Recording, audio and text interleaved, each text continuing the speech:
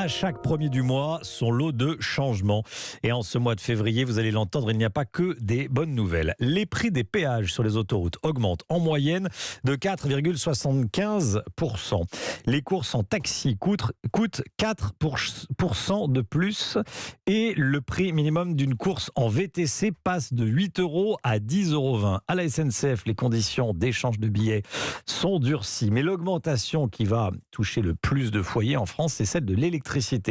Le bouclier tarifaire prévu par le gouvernement devient moins généreux.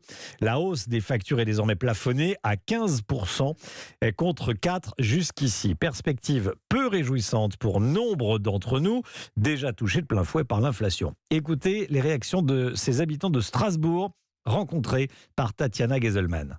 Ça a forcément un impact puisque je vis seule, j'ai un chauffage électrique, ça va faire à peu près 10 €, une dizaine d'euros, enfin je sais pas exactement. Ça va faire une vingtaine d'euros supplémentaires. Une vingtaine carrément. Moi j'achèterais moins pour moi. Aujourd'hui, tout augmente, l'eau chaude, le chauffage, etc. Bon, on a une augmentation de consommation, mais en retour, on voit que les salaires en général n'augmentent pas. Les gens s'appauvrissent, on est dans la merde. Ça va avoir un impact, étant donné que je suis étudiante. En moyenne, je crois que je paye à peu près 38 € par mois d'électricité.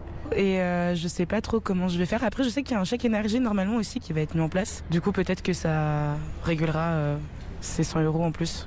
Voilà des propos recueillis par la correspondante d'Europe 1 à Strasbourg, Tatiana Geselman. Aurélien Fleureau avec nous. Bonjour Aurélien. Bonjour Romain, bonjour à tous. Cette hausse de 15% des factures d'électricité, elle va concerner qui précisément ? Alors donc, cette hausse du tarif réglementé de l'électricité concerne plus de 20 millions de foyers et également près d'1 500 000 petits professionnels de l'Hexagone, de la Corse et de l'Outre-mer.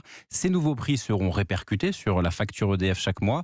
Cela va représenter une vingtaine d'euros en moyenne, même si tout dépendra évidemment de l'option choisie dans votre contrat.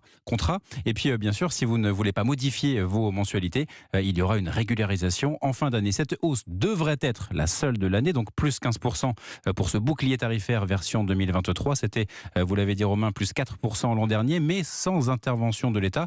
Cela aurait été plus 100% selon les données de la Commission de régulation de l'énergie qui explique ces fortes augmentations. D'une part, par le prix très élevé des prix de gros du gaz, dont dépendent les prix de l'électricité, et également par l'anticipation d'une faible disponibilité du parc nucléaire français. Et puis, pour rappel, ce bouclier tarifaire à plus 15%, il est déjà effectif pour ceux qui se chauffent au gaz depuis le 1er janvier. Aurélien Fleureau, merci beaucoup Aurélien. On va vous retrouver à 13h, Aurélien, pour La France Bouge. Effectivement, à tout à l'heure. À tout à l'heure.